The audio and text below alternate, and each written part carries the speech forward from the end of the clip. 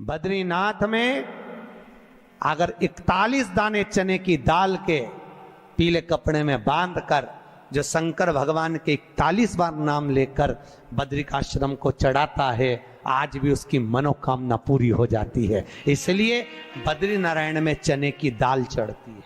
क्यों चढ़ती है किसी को नहीं मालूम, पर उसका कारण यह शिव महापुराण में लिखा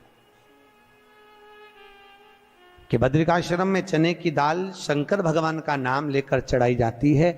क्यों?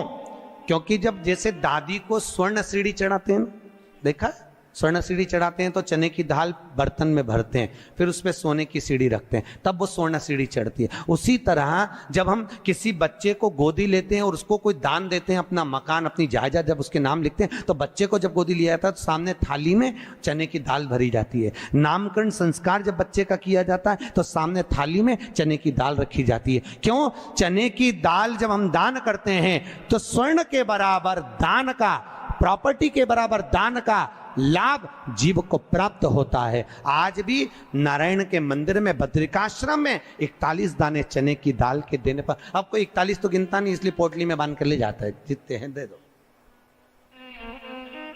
शिव का नाम समर्पित करिए। हर हर भगवान शिव का नाम लेकर बद्रिकाश्रम में चने की दाल का दान।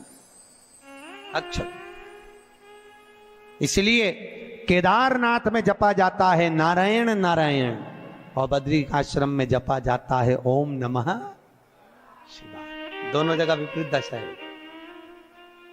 केदारनाथ जी में क्या जपना चाहिए? श्रीमन नारायण, ओम नमो भगवते वासुदेवाय, श्री कृष्ण शरणम मम। ऐसे केदारनाथ जी में बैठकर भगवान का नाम का जाप करना चाहिए। और बद्रिकाश्रम में जब भी जाओ तो मुख से ओम नमः शिवाय,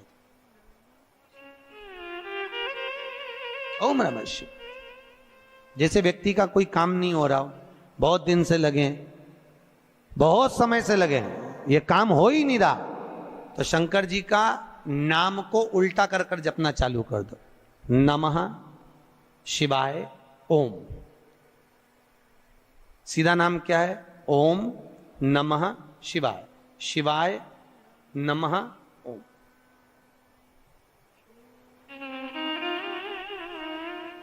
जब उल्टा नाम व्यक्ति जपना चालू कर देता है, जिस बच्चे के, बच्ची का, जिसका भी विवाह नहीं हो रहा हो, कोई काम नहीं हो रहा हो, कोई सीए की पढ़ाई कर रहा है और एग्जाम में निकल ही नहीं रहा, 3-3 4-4 बार बैठ गया, पास ही नहीं हो रहा, उस बच्चे को बोल दो बस सुबह उठते से ही शिवाय नमः ओम बोलना चालू कर दे, एक ही बार में सिया पास ले।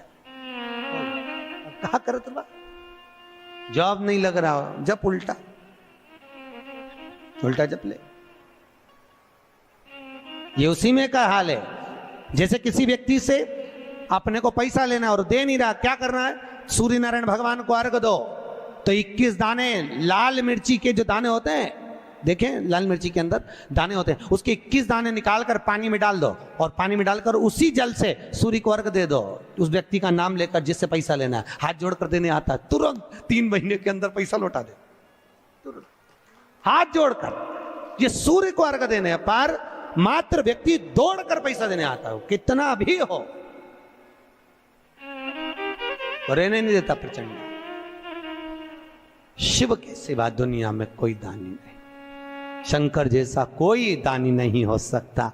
स्वयं कैलाश पर रहता है और दुनिया को लखपति, करोड़पति, आनंदपति बनाकर भेज देता है। हमारे यहाँ तुलसी के कुंड का भी विधान है। गोल कुंडा है ऐश्वर्य देगा, चौकोर कुंडा है। आप लोग कई बार देखे होंगे किसी किसी के यहाँ चौकोर तुलसी का क्यारा होता है, कुंडा होता है, वो वंश बढ़ाता है। षडाकृति का है, वो धन देता है, संपदा देता है। दोष हमारा है, हम तुलसी के कुंडे के नीचे शंकर जी को रख देते हैं। क्यों? कि यहीं तुलसी जी को पानी चढ़ाएंगे, यहीं शंकर जी को चढ़ा देंगे। दोष है। तुलसी के कुंड के नीचे हम सर्पदेव को रख देते हैं, नाग देवता रख देते हैं, पानी चढ़ाएंगे, पात्री रख देते हैं, नहीं, दोष।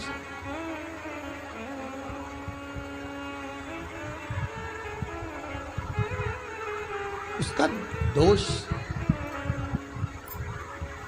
हम सबको, स्वयं अगर गलती करते हैं तो स्वयं को भोगना।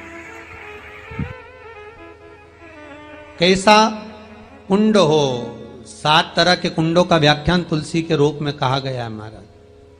पहला गोल, दूसरा चौकोर, तीसरा षडाकृति, चौथा त्रिवेणी, 3 कोने वाला कुंडा।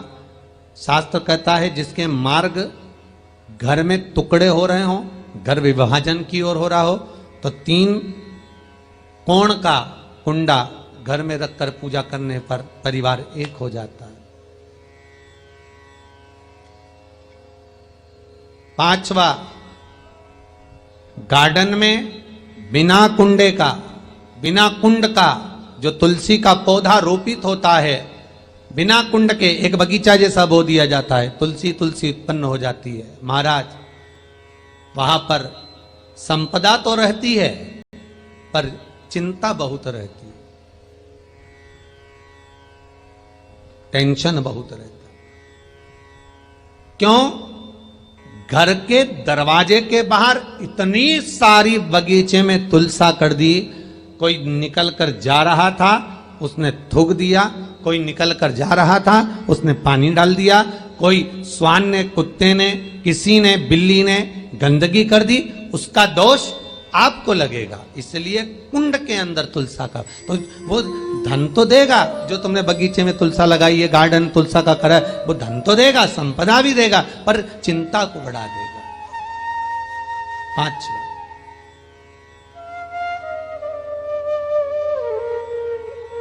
महाराज 6, तुलसी के कुंड को 3 धार पर लटका कर रखना। कई जगह पर आपने देखा होगा तुलसी का जो कुंडा होता है उसको 3 जो तार होते हैं, 3 जो चेन होती है, उस पे लटकाया जाता है। महाराज विष्णु पुराण उसका भी व्याख्यान करती है। महाराज वहां व्यक्ति के कार्य उन्नति की सीढ़ी की ओर बढ़ जाते हैं। जैसे भोजन की थाली लग गई, भोजन तैयार हो गया, बस खाने बैठे हो और थाली खसक गई, समझ लेना कि तुलसी को अधर पर लटका कर रखा है। इसलिए कार्य तो हो रहे हैं, बनने वाले हैं, 4 दिन बाद ये काम होने वाला है, 8 दिन बाद ये काम होने वाला है, लग रहा है कि इसमें इतना फल मिलेगा, लग रहा है इस व्यापार को करेंगे तो इतना फायदा हो जाएगा, सब कुछ करा, लाखों रुपए लगा भी दिए, थाली मालूम पड़े खसक गई, अधर लटका है तुलसी। 7 क्रम है तुलसी के, ये 6ठा क्रम बताया। तुलसी का 7वां क्रम,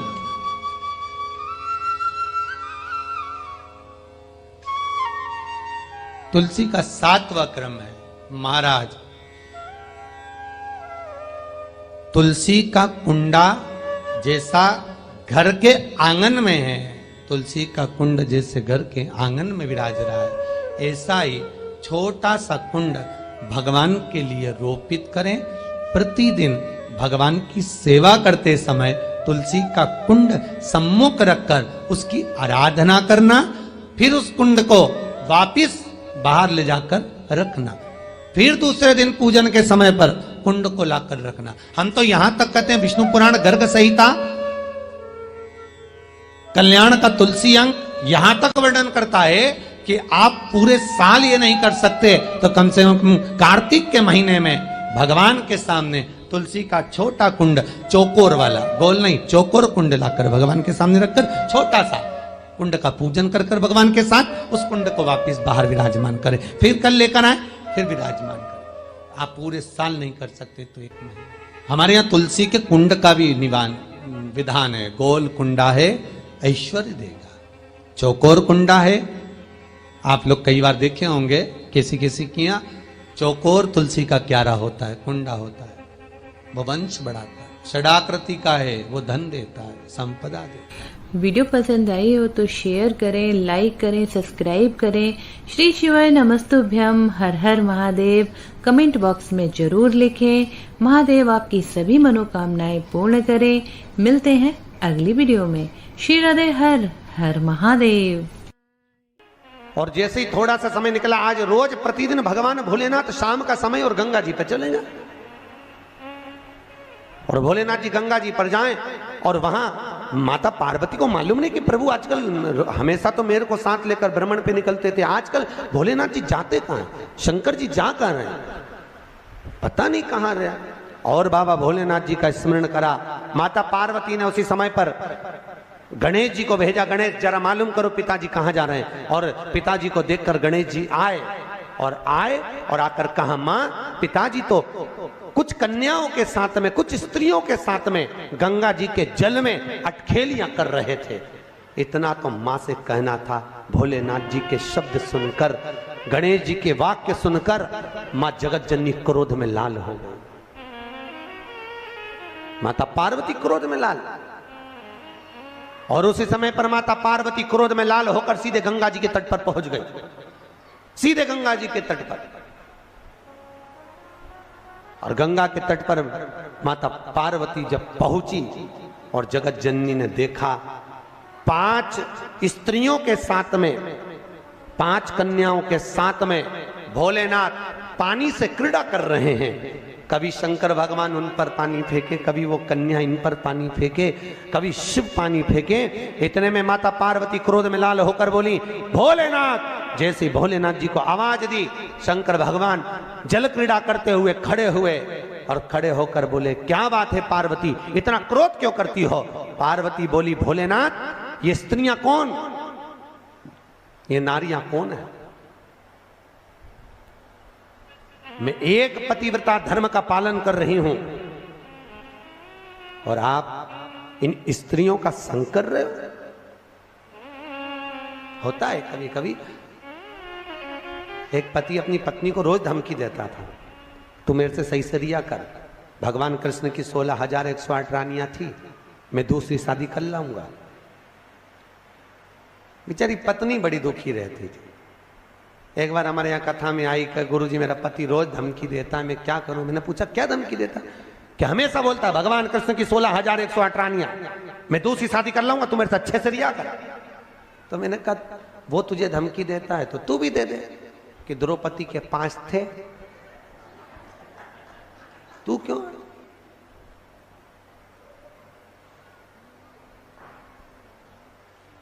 उसने, गुरुजी अब तुम चिंता मत करो, अब बोल। और दूसरे दिन फिर बोला, भगवान कृष्ण की 16,108 रानियां मैं दूसरी कर लाऊंगा। इतने में जूड़ा बांधती बांधती, देखना माताएं जब झगड़ने जाती है, लड़ने जाती है, जूड़ा बांधती। क्यों? क्योंकि मेरे हिसाब से ये जूड़े से एनर्जी मिलती होगी लड़ने की, पावर। अच्छा, पड़ोसन से 3-4 बार लड़ेगी ना तो 3-4 बार इसका जूड़ा खुलेगा, फिर बांधती बांधती बोल तो जरा बोल, मतलब एनर्जी, पावर, पावर होता है। एक पंडित जी बहुत कथा वाच रहे थे, बहुत जोरदार जोरदार कथा वाचे, तो एक सरदार जी ने पूछ लिया, महाराज इतना ज्ञान कहां से आता है तुम्हारे पास में? पंडित जी बोले, हमारा ये चोटी है ना, ये अर्थिंग का ये तार है, एंटीना, ये ऊपर से आता है, इसलिए हम बोल देते। इतने में तुरंत सरदार जी बोले, तुम्हारी चोटी से बड़े तो हमारे बाल, फिर हमको ज्यादा ज्ञानी होना चाहिए। इतने में पंडित जी बोले, ज्ञान तो तुमको आता है, पर ये अर्थिंग का तार है, नीचे टपक जाता है, ज्ञान आने की कमी नहीं, आता जरूर है, सब चला पाया, मना नहीं है। तो भैया कभी ना बोले। भगवान शिव जब अटखेलियां कर रहे थे स्त्रियों के साथ में, 5 स्त्रियों के साथ में अटखेलियां, तो भोलेनाथ जी के सम्मुख में पार्वती मैया ने कहा, आप ये 5 स्त्रियों के साथ, 5 कन्याओं के साथ क्या कर रहे हो? कौन है ये? मैं एक पतिव्रता धर्म का पालन कर रही हूं और तुमने ये क्या करा? भोलेनाथ जी ने कहा, पार्वती मौन होइए। पार्वती को क्रोध आया, केश माता पार्वती ने खोले। भगवान भोलेनाथ को लगा ये इन कन्याओं को मार देगी। तब भगवान शिव ने कहा, पार्वती चुप हो, ये मेरी 5 बेटियां हैं, ये मेरी 5 पुत्रियां। पार्वती ने पूछा, 5 पुत्रियां कब प्रकट हो गई प्रभु? बाबा भोलेनाथ ने कहा, पार्वती जब चौसर खेलते समय तूने मेरे वस्त्र लिए मैं जल क्रीड़ा करने के लिए, जल में तप करने के लिए बैठा। तप के करने से मेरे शरीर से पसीना बह निकला। उस पसीने से 5 धाराएं प्रकट हो गईं। उस 5 धारा से गंगा जी की गोद से मेरी ये 5 बेटियां प्रकट हुई है। पहली जया, दूसरी विषहरा, तीसरी श्यामली बारी, चौथी देव और 5वीं दोतली। ये 5 कन्या शंकर जी की 5 बेटियां। उसी समय पर माता पार्वती ने गंगा जी के जल को हाथ में लेकर कहा, गंगा तू मेरी बहन है, मेरे गर्भ से तो संतान नहीं हुई, पर तूने मेरे बच्चों को पाला पोसा बड़ा किया, इसलिए तेरे घाट पर आने वाला व्यक्ति शंकर जी के साथ तेरा स्मरण करेगा और जो हर हर गंगे बोलेगा, गंगा उसको तेरे स्नान का पुण्य घर बैठे मिल जाएगा। हर हर गंगे बोलो जम के। केवल गंगा के साथ उसी दिन से हर हर शब्द जुड़ गया और जिंदगी हो गई आपकी बोलते बोलते। आपको अभी तक नहीं मालूम होगा कि हर हर गंगे क्यों बोलते। भैया शिव महापुराण में एक एक संवाद है। चावल क्यों लगाना चाहिए, शिव जी को कंकु क्यों नहीं लगाया जाता, शंकर को कुंकू नहीं लगता, रोली नहीं लगती, क्योंकि भगवान शंकर जब एक बार बैठे थे तो एक भगत ने शिव जी का कुंकू अभिषेक कर दिया था। कुंकू अभिषेक करा, इतने में माता जगत जननी जगदम्बा उसी समय पर आ गई। पार्वती ने शंकर जी के ऊपर से रक्त की धार जब बहते हुए नीचे आई, भोलेनाथ जी के शरीर से रक्त बहता देखकर माता पार्वती को क्रोध आ गया। पार्वती ने उसी समय पर श्राप देना चाहा। शिव जी ने कहा, पार्वती उसने कुंकू अभिषेक करा है और तू श्राप दे रही है। पार्वती ने कहा, मैं जान नहीं पाई, पर भोलेनाथ आपसे वचन देती हूं कि आज के बाद आपके शरीर पर यह रक्त ना देखूं।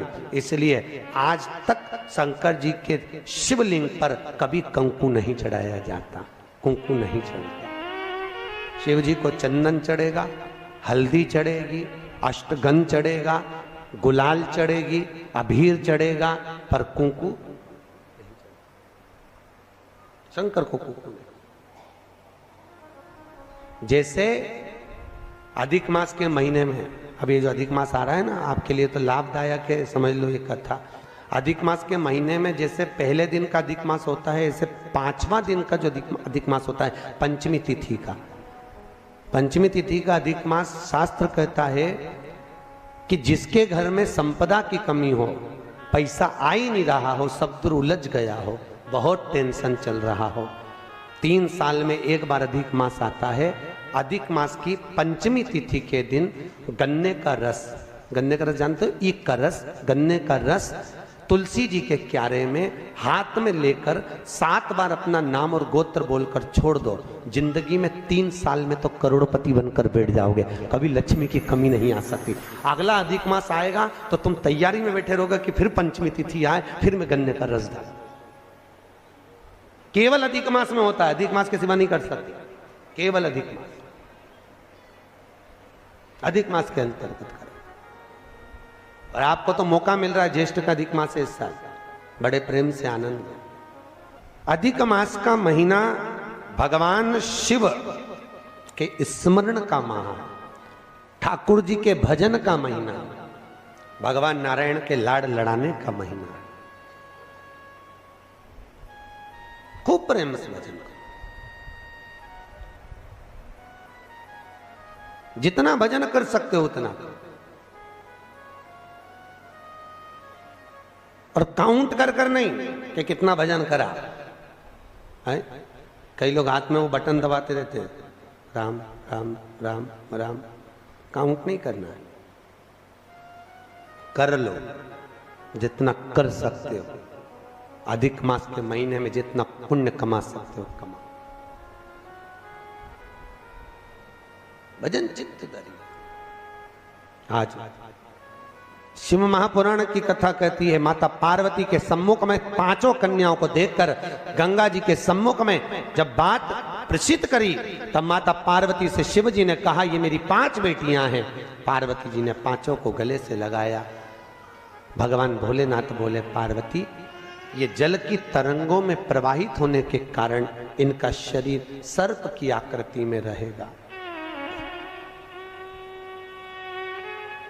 सर्प की आकृति।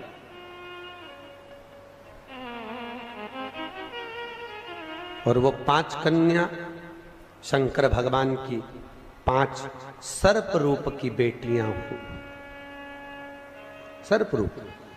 आज भी नाग पंचमी के दिन घर के दरवाजे पर, घर के दोनों ओर, अब इधर पूछते हैं कि नहीं पूछते मालूम नहीं, पर नाग पंचमी के दिन 5 सर्प यहां बनाते हैं। 5 सर्प बनाए जाते हैं। वो शंकर भगवान की 5 बेटियां बनाई जाती है और नाग पंचमी के दिन उनकी पूजन। किसी ने पढ़ी हो तो हाथ उठाओ जरा। पढ़ी है बहुत सारे लोगों ने, रखो। देवी भागवत में स्पष्ट कहा गया, जब सारे देवता मिलकर थक जाते हैं तब सारे देवता मिलकर माता के पास जाते हैं। पार्वती जी के पास में, दुर्गा जी के पास में, देवी जी के पास में जाते हैं। इसलिए हमारे सनातन धर्म में प्रत्येक व्यक्ति की कुल देवी होती है। कुल देवी होती है कि नहीं होती? प्रत्येक व्यक्ति की कुल देवी होती है। कुल देवी मतलब अपने मन की बात कहने के लिए अपने माता के पास जाना। अब जब सारे देवता जब नाराज हो जाते हैं, सारे देवता जब कष्ट में आ जाते हैं, तो सबकी सब माता पार्वती जी के पास में जाते हैं, दुर्गा भवानी के पास जाते हैं, देवी जी के पास जाते हैं और उनके पास जाकर प्रार्थना करते हैं, उनसे जाकर विनती करते हैं। और उनसे जाकर प्रार्थना करते हैं, विनती करते हैं, माँ हम ये तकलीफ में हैं, आप कृपा करिए। तब माता उनको राह देती है और शिव जी की शरण में पहुंचा देती है। राह देना ये माता का काम है। बच्चे को 500 रुपए चाहिए, माँ के पास में नहीं है। माँ के पास में बेटा का करे, मम्मी कुछ भी हो मुझे 500 रुपए चाहिए, मेरे स्कूल में फंक्शन है, माँ मुझे 500 रुपए दे। अब हम माँ कहती है मेरे पास कहाँ से आए, माँ तू कैसे भी कर मुझे 500 रुपए दे। माँ कहती है तू पिताजी के पास जा, पापा मुझे 500 रुपए देंगे, 500 जूता मार देंगे। पहले कितना डर लगता था ना पापा से अपने मन की बात कहने में। आज के जमाने में तो जरा जरा से बच्चे पिताजी के पास जाकर एप्पल का दिला दो, मुझे आईफोन चाहिए, मुझे ये गाड़ी चाहिए, चाहिए मतलब चाहिए। और पहले कितना नियम था कि पिताजी के पास जाकर डायरेक्ट बोल नहीं सकते थे। और आज के ज़माने में तो एक नया वो हो गया कि बच्चों को हाथ नहीं लगा सकते हैं, मार नहीं सकते, ठोक नहीं सकते। पहले ऐसा कोई सा त्योहार नहीं जाता था जो घर में घंटा नहीं बजता था। ऐसा कोई त्योहार नहीं जाता था जिसमें बच्चों की ठुकाई नहीं होती थी। माँ 500 रुपए चाहिए, पापा के पास जा, पापा नहीं देंगे। माँ कहती है तू चिंता मत कर, मैं तेरे साथ, तू जा, मैं अभी आई पीछे से। बेटा गया, पापा से कहा 500 रुपए, चिल्ला के दौड़े, काहे को 500 रुपए, अभी तो दिए थे, थोड़े दिन पहले 300 रुपए दिए थे, तेरे को कहाँ छोड़ के आया? अभी मैंने तेरे को 200 रुपए जमा करे थे स्कूल में, वो कहाँ छोड़ के आया? पिताजी ने चिल्लाया। इतने में पीछे से पल्लू रख के आ गई जगत जननी जगदम्बा दुर्गा भवानी। माँ आते सी बोली, देखो बच्चे हैं, काम पड़ता रहता है, स्कूल में इनकी शान थोड़ी ना नीचे गिरेगी, और आपके बेटे हैं, लोग क्या कहेंगे, 500 रुपए दे। अब उसने जो स्माइल देके बोला ना, हम कई बार पहले भी बोले हैं, ए जी तो खसक लो जी, नहीं तो 500 गया जी। गए, अब दो इनको 500 रुपए दो। पिताजी ने जेब में से, वो मेरी कोट वाली जेब में रखे, निकाल कर दे दे, 500 रुपए निकाल, तुरंत प्राप्त। मां, जब देवताओं भी कष्ट में आ जाते थे तो माता दुर्गा भवानी के पास जाते थे, पार्वती जी से जाकर विनती करते, माता पार्वती उनको शिव की शरण में ले जाती। सब डरते कांपते, शंकर रुद्र हैं, शिव क्रोधी हैं। पार्वती जी कहती हैं ऐसा ऐसा क्रोध नहीं आता, तुम जाओ सब लोग शरण में जाकर बोलो, विनती करो, नमन करो, जाओ चल के बोलो। सबने जाकर उनसे विनती करी। पार्वती जी आकर खड़ी हो जाती हैं और आके कहती हैं कि प्रभु स्वीकार करो। हम जब शंकर भगवान के शिवलिंग पर जल चढ़ाते हैं तो वो जल सबसे पहले चढ़ा हुआ जल कहाँ आता है? जम के बोलो, पार्वती जी के हस्त कमल। फिर वो जल आगे बढ़ता है। जब हम जल चढ़ाते हैं, ये पार्वती जी का जो हस्त कमल है, इस हस्त कमल पर जल आता है, फिर जल आगे बढ़ता है। हमारे मन की मनोकामना पूरी क्यों होती है? हम बाबा को जल चढ़ाते हैं, आचमन करते हैं, हम बेलपत्री लेते हैं, खाते हैं, हम बाबा से प्रार्थना करते हैं, बाबा मेरे मन की बात यह है। क्यों सिद्ध होती है? क्यों सिद्ध होती है? क्योंकि हम पार्वती जी को जल नहीं दे रहे हैं, हम शिव जी को दे रहे हैं। शिव जी का चढ़ा हुआ जल पार्वती जी के पास में गया, पार्वती जी ने हमारे मन की बात उसी समय पर महादेव से कही और हमारा कार्य सफल हो गया। बोल बम का नारा है, सारी समस्या का हल। बस आपने कहा और उसने स्वीकार किया, आपने कहा और उन्होंने पाया।